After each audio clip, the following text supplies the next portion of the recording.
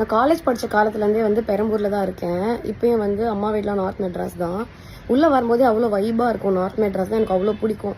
But இன்னைக்கு உள்ளே நுழையும் போதே வந்து அவ்வளோ ஹாண்டிங்காக அவ்வளோ ஸ்கேரியாக இருக்குது நம்ம ஊரை பார்க்குறதுக்கு. ஏன்னா நேற்று நைட்டு நம்ம ஆம்ஸ்ட்ராங் சாரோட நியூஸ் கேட்டதுலேருந்து இன்னைக்கு காலையில் விடிஞ்ச உடனே சென்னையை பார்க்கவே வந்து அவ்வளோ ஸ்கேரியாக இருக்குது. அவ்வளோ பெரிய ஒரு தலைவர், ஒரு தேசிய கட்சியோட தலைவர் அசால்ட்டாக ஒரு 6 பேர் வந்து வெட்டி போட்டு போயிட்டு இருக்காங்க. இந்த தைரியம் எங்கேருந்து வந்தது? ஆல்ரெடி அவர் இழந்தாச்சு, அதுவே அநியாயமான விஷயம் மனசு பதறுது.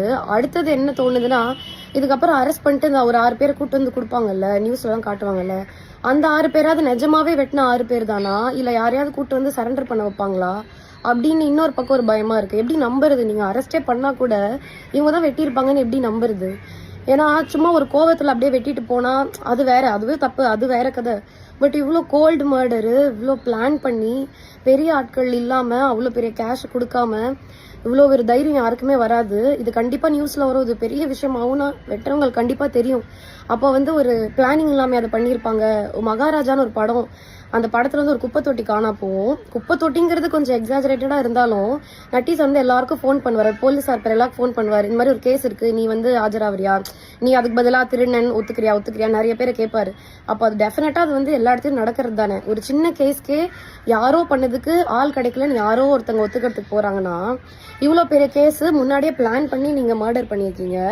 அப்போ அதுல வந்து நீங்க கவலைப்படாதீங்க, இதுக்கு பதிலாக இந்த 6 பசங்க வந்துருவாங்க அப்படின்னு சொல்லிட்டு முன்னாடியே பிளான் பண்ணாம பண்ணியிருப்பாங்களா அப்படின்னு மனசு வந்து பதறுது. நிஜமாவே நீங்க கூப்பிட்டு வந்தா கூட எங்களால இனிமே நம்ப முடியாது யாருன்னு.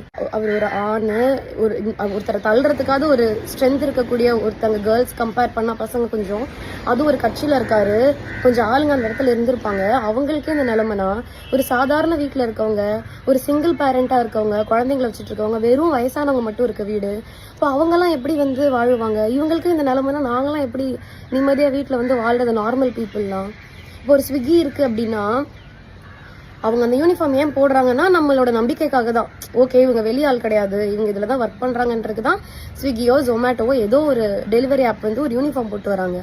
அந்த யூனிஃபார்ம் போட்டு 6 பேர் சேர்ந்து ஒருத்தர் இந்த பக்கம் 3 பேர் அந்த பக்கம் பிடிச்சிட்டு ஒருத்தர் வெட்டுறான்னா, அப்ப எப்படி நம்பி நம்ம வந்து டெலிவரி வாங்குறது? எந்த ஒரு பொருளுமே வீட்டுல சின்னதா யாராவது பைக்ல போகும்போது இப்படி உரசிக்கிட்டே ரோட்ல விழுந்துட்டாங்கனாலே அப்படியே ஒரு மாதிரி அடிவயிறுல ஒரு மாதிரி கலங்குற மாதிரி இருக்கும். ஐயோ இப்படி தேய்ச்சிட்டாங்களே, ஐயோ அப்படின்னு ஓடி போகணும்னு தோணும். ஒரு 6 பேர் சேர்ந்து 2 கையும் டைட்டா புடிச்சிட்டு வெட்டுறாங்கன்னா அந்த மொமெண்ட் அவர் எவ்வளவு பயந்துருப்பாரு, கூட இருக்கவங்க அது எவ்வளவு ஸ்கேரியா ஃபீல் பண்ணிருப்பாங்க, அவர் எவ்வளவு துடிச்சு செத்து போயிருப்பாரு. அவ்வளவு பயமா இருக்கு. சும்மா ஒரு எலெக்ஷன் டைம்ல நான் விகடன ஷோ முடிச்சுட்டு நைட்டு வரத்துக்கு ஒரு 12:30 ஆயிடுச்சு. ஷோ நைட்டு லேட்டா தான் முடிஞ்சது. ஆட்டோல வந்துட்டு இருக்கேன், இந்த பக்கம் தேடுறாங்க, அப்படி தேடுறாங்க, பேக் நோண்டுறாங்க, காசு இருக்கான்னு பாக்குறதுக்கு. சாரிப்பா, இது வந்து செக்அப் எலெக்ஷன்னால அப்படின்றாங்க. அதுக்கு அவ்வளோ செக்அப் பண்றீங்க, நல்ல விஷயம் தான். ஆனா அதுக்கு அவ்வளோ செக்அப் பண்றீங்க. லைசன்ஸ் இருக்கான்னு கேட்டு அவ்வளோ செக்அப் பண்றீங்க. ஹெல்மெட் போடலன்னா நிக்க வச்சு அவ்வளோ செக்அப் பண்றீங்க. அங்க ஒரு 3 போலீஸ் நிக்கிறீங்க, அவர்கிட்ட போய் பேசுங்க, இன்னொருத்தட்ட அனுப்பி விடுறீங்க. கொலை பண்ணவங்க மாதிரி லைன்ல நிக்க வைக்கிறீங்க அந்த இடத்துல. இது எல்லாமே ஸ்ட்ரிக்டா ஃபாலோ பண்ணணும் தான். ஆனா அதுல அவ்வளோ ஸ்ட்ரிக்டா இருக்கு. நீங்க இவ்வளோ அருவா எடுத்துட்டு வந்துட்டு 6 பேர் 2 பைக்ல வராங்கன்னா எப்படி கவனிக்காம இருந்தீங்க? அதை எப்படி நீங்க பார்க்காம இருக்கீங்க? அப்ப சின்ன சின்ன விஷயத்தெல்லாம் நல்லா பாக்குறீங்க, திட்டுறீங்க, பெரிய பெரிய விஷயத்துல விட்டுறீங்களே. ஆல்ரெடி துடிச்சு சாவர ரேப்பெல்லாம் வந்து நார்மலைஸ் பண்ணியாச்சு. அம்மாப்பா பேப்பரை தரல ஒரே ரேப் நியூஸ் அப்படின்னு சொல்லி அதை கேஷுவல் ஆக்கியாச்சு. இப்போ அடுத்து இந்த மாதிரி கோல் மாடல்ஸ்லையும் கேஷுவல் ஆக்கிடுவாங்க போல. ஆமா, இங்கே கூட ஒரு கொலை, அங்கே கூட ஒரு கொலை. ஏன்னா இவ்வளோ பெரிய ஆளே செத்து போயிட்டாரு. இன்னும் எத்தனை நாள் பேசுவீங்கன்னு தெரியல. 2-3 நாள் பேசுவீங்களா பிரேக்கிங் நியூஸ்ல, அதுக்கப்புறம் அடுத்த நியூஸ் பார்த்துட்டு போயிருவீங்க. இதுவே கேஷுவல் ஆயிடுச்சு. அப்போ சாதாரண மக்களுக்கு இந்த மாதிரி நடந்தா அது இன்னும் கேஷுவல் ஆகிடும். ஆமா, அவருக்கே நடந்ததுலாம் நடக்காது அப்படின்னு அதுவும் நார்மலைஸ் ஆகிடும்.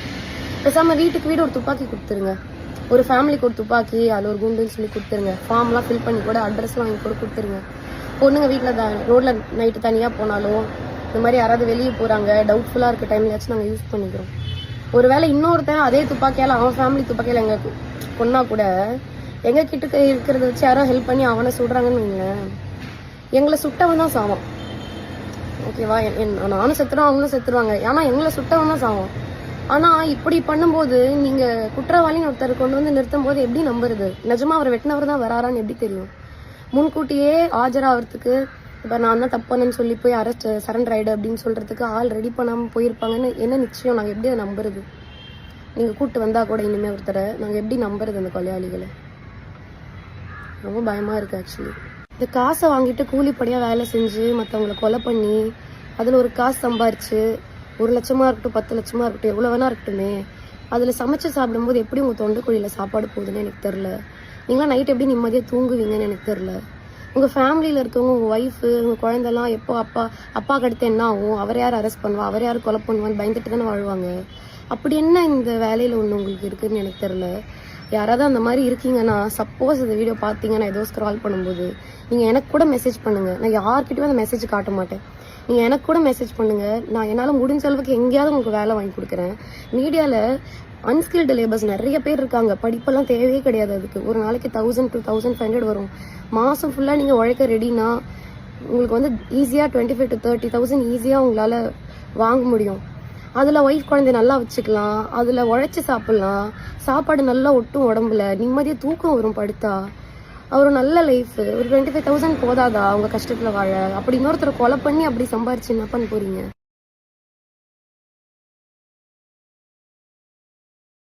10ஆம் வகுப்பு படித்தவரா நீங்களும் மத்திய அரசு பணியில் சேரலாம். SSC நடத்தும் MTS தேர்வில் பங்கேற்று வெற்றி வாகை சூடுங்கள். சன் IAS அகாடமி நடத்தும் SSC MTS தேர்வுக்கான பயிற்சியில் இன்றே இணைந்து பயிற்சி பெறுவீர், வெற்றி பெறுவீர். தொடர்புக்கு 9952920001 7397355517.